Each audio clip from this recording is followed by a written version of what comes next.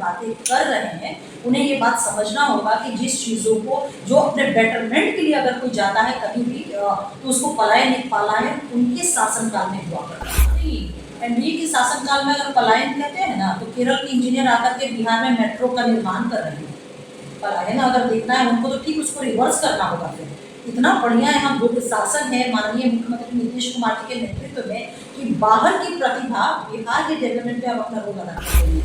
Metro बन रहा, सड़कों का निर्माण कर रहा, बहुत सारी ऐसी कंपनियां हैं जो बिहार के बाहर की कंपनियां आज अपना वहाँ सेवा दे रही है। देखिए ये विपक्ष है, उनके पास कुछ भी नहीं, ये बेरोजगार लोग हैं।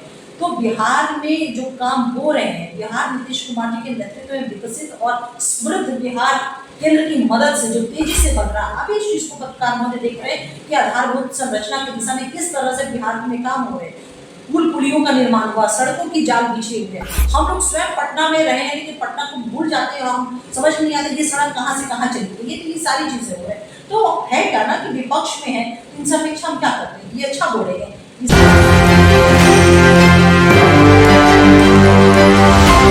बिहार में तरह की योजनाएं चालू हो रहा है, लेकिन उसके बाद जो है बिहार से लोग पलायन भी कर रहे हैं और विपक्षी पार्टी जो है इसमें सवाल उठा रहे हैं। आज उसी संदर्भ में जो है जदयू प्रवक्ता जो है अंजुम आरा उनसे जानकारी लेते हैं। तो चैनल स्वागत है मैम आपका। मैम ये जानना चाहते हैं तरह की योजनाएं ला रहे हैं लेकिन बिहार से पलायन कर रहे हैं, उसके लिए क्या कर रहे हैं आप लोग? आप पलायन शब्द इस्तेमाल कर रहे हैं पत्रकार महोदय, पलायन शब्द का मतलब क्या होता है? पलायन उसको नहीं कहते कि अगर मैं यहाँ से पढ़ने के लिए जेएनयू में जाती हूँ, वहाँ पर जाती हूँ, ये पलायन नहीं होता है। बेटरमेंट के लिए पलायन हम उसको कहेंगे जो 2005 के पहले से बिहार से हुआ था। व्यवसायिक डर के मारे अपराधियों से जो खौफ था, उस खौफ से यहाँ से चले गए थे, उसको पलायन कहते हैं। छात्र यहाँ से कब किसके बच्चे उठते थे बस स्टैंड से, बताने की जरूरत नहीं है। उस डर से माता पिता अपने बच्चों को बाहर भेजने लगे थे, उसको पलायन कहते हैं। डॉक्टरों का जब अपहरण यहाँ से होने लगा और डॉक्टर यहाँ से माइग्रेट जाने लगे, उसको पलायन कहते हैं। खौफ से, डर से, सुरक्षा से नहीं, अपने स्थान को छोड़ने के लिए कोई ऐसी फोर्स, मिलिटेरी फोर्स जब बाध्य करे, उसको पलायन कहा जाता है। आज बिहार में कानून का राज है, गुड गवर्नेंस है माननीय मुख्यमंत्री नीतीश कुमार जी के नेतृत्व में। यहाँ बच्चे पढ़ रहे हैं, पढ़ने के लिए बहुत अनेकों तरह की कल्याणकारी योजनाएं हैं। स्कॉलरशिप की राशि है, स्टूडेंट क्रेडिट कार्ड है, और भी बहुत सारी चीज़ें, कोचिंग योजना, बहुत सारी चीज़ें जो आज यहाँ के युवक और युवतियाँ पढ़ करके और अपने बेहतर भविष्य को बाहर ले जा रहे हैं। तो इसको पलायन नहीं कहा जाता। तो मुझे लगता है कि जो भी विपक्ष इस तरह की बातें कर रहे हैं उन्हें ये बात समझना होगा कि जिस चीज़ों को जो अपने बेटरमेंट के लिए अगर कोई जाता है कभी भी तो उसको पलायन उनके शासनकाल में हुआ करता था। यहाँ तक प्रशांत किशोर मेरा प्रतिपक्ष भी समझता है, एकदम विपक्ष हो सवाल उठा रहा है कि एनडीए के सरकार राज्य में पलायन हो रहा है, बहुत ज़्यादा पलायन हो रहा है। नहीं, एनडीए के शासनकाल में अगर पलायन कहते हैं ना, तो केरल के इंजीनियर आकर के बिहार में मेट्रो का निर्माण कर रहे हैं। पलायन अगर देखना है उनको तो ठीक उसको रिवर्स करना होगा। फिर इतना बढ़िया यहाँ गुप्त शासन है माननीय मुख्यमंत्री नीतीश कुमार जी के नेतृत्व में कि बाहर की प्रतिभा बिहार के डेवलपमेंट में अब अपना रोल अदा कर रही है। मेट्रो बन रहा, सड़कों का निर्माण कर रहा, बहुत सारी ऐसी कंपनियां हैं जो बिहार के बाहर की कंपनियां आज अपना वहाँ सेवा दे रही है। देखिए ये विपक्ष है, उनके पास कुछ भी नहीं, ये बेरोजगार लोग हैं। तो बिहार में जो काम हो रहे हैं, बिहार नीतीश कुमार जी के नेतृत्व में विकसित और समृद्ध बिहार केंद्र की मदद से जो तेजी से बन रहा है। अभी इस चीज को पत्रकार महोदय देख रहे हैं कि आधारभूत संरचना की दिशा में किस तरह से बिहार में काम हो रहे हैं। पुल पुलियों का निर्माण हुआ, सड़कों की जाल बिछे हुए हैं। हम लोग स्वयं पटना में रहे हैं लेकिन पटना को भूल जाते हैं, हम समझ नहीं आते ये सड़क कहाँ से कहाँ चली गई। ये सारी चीजें हो रही है।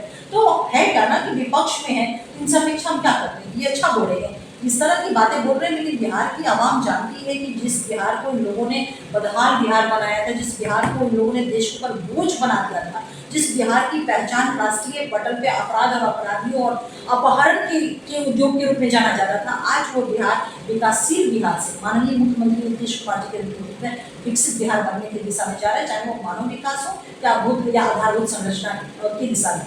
डेमोक्रेसी है, डेमोक्रेसी में विपक्ष क्या बोलता है, उससे ज़्यादा महत्वपूर्ण ये होता है कि जनता क्या कह रही है। और जनता हमेशा अपने वोट के माध्यम से जो मत देती है, जनता का मैंडेट उससे पता चलता है। 2005 से लगातार आज तक बाई इलेक्शन भी लास्ट इलेक्शन हुए थे, आप देख लीजिए कि हमारे नेता में किस तरह से बिहार की आवाम ने विश्वास जताया है, पूर्ण बहुमत दिया उनके नेतृत्व को, क्योंकि उन्हें पता है कि हमारे माननीय मुख्यमंत्री नीतीश कुमार जी की लीडरशिप में ही उनका मुस्तकबिल और बिहार का मुस्तकबिल, उनके बच्चों का मुस्तकबिल महफूज है।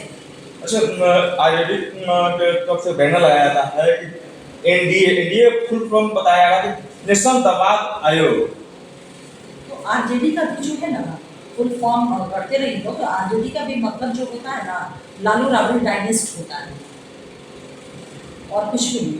देखिए ये हमारा स्पष्ट मानना है कि अगर मान लीजिए कि कोई प्रतिभावान है जिसके अंदर एफिशिएंसी है, इंटेलिजेंसी है, और उसे किस आधार पे रोका जाए कि किसी पर्टिकुलर फैमिली से वो आ रहा है, तो किसी भी भारत के नागरिक का जो फंडामेंटल राइट होता है, अवसर की समानता, राइट टू अपॉर्चुनिटी, उसको कहीं ना कहीं आप बाधित करेंगे, उसको रोकने का काम करेंगे। तो हमारा स्पष्ट मानना है कि कोई भी हो, अगर उनके अंदर प्रतिभा है तो ये उनका संवैधानिक राइट हो जाता है कि हो जाए। लेकिन हाँ, अब वैसे जो 9वीं पास भी ना हो, अब वैसे लोग की जो पब्लिक डोमेन में है कि किस किस तरह की बातें आ रही, वैसे लोगों को मौका दिया जाता है, तो उसको हम कहेंगे कि आप जो भी दामाद आयोग, बेटा आयोग, पुत्र आयोग, पुत्री आयोग, नेता प्रतिपक्ष कौन है, उनके पुत्र हैं, विधान परिषद में नेता प्रतिपक्ष कौन है, आदरणीय राबड़ी जी हैं, सिंगापुर से प्रवासी है, बावजूद इसके चुनाव लड़ने कौन है, कौन सी योग्यता इन लोगों में थी?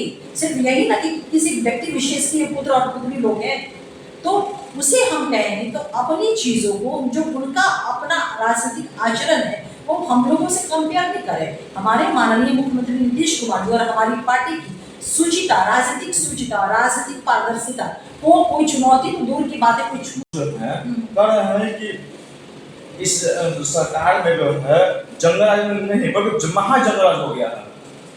नेता प्रतिपक्ष को अपने माता पिता का शासनकाल निश्चित रूप से लग रहा है कि उनको मानस पटल पे इतना एक्सीलेंट मेमोरी में है कि बार बार उन शब्दों को इस्तेमाल करते हैं। ये शब्द जो है ना जंगल राज, ये हम लोगों के दिए हुए नहीं है।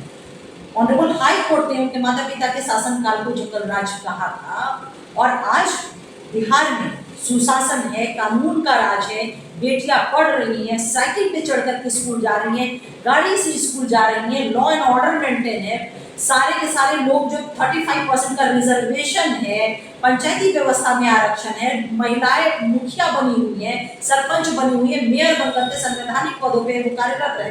अब मुखिया बेटियां जो है ना दुखिया नहीं बल्कि मुखिया के तौर पे कार्य कर रही है। अगर उनके नजर में इतना जो सुशासन जो है बिहार में, हर वर्ग और डिप्राइव्ड सेक्शन हो, गरीब तबका हो, चाहे अनुसूचित जाति, पिछड़ा कोई भी वर्ग का तबका हो, सब लोग अपने भविष्य के लिए फ्री होकर के बिना किसी खौफ के काम कर रहे हैं। अगर उसको ये कहते हैं जंगल राज, तो मुझे लगता है कि फिर से उन्हें एक बार सोचना चाहिए कि विपक्ष में रहने का मतलब सिर्फ ये नहीं होता है कि जो अच्छे काम हो रहे हैं उसको भी आप क्रिटिसिज्म करें।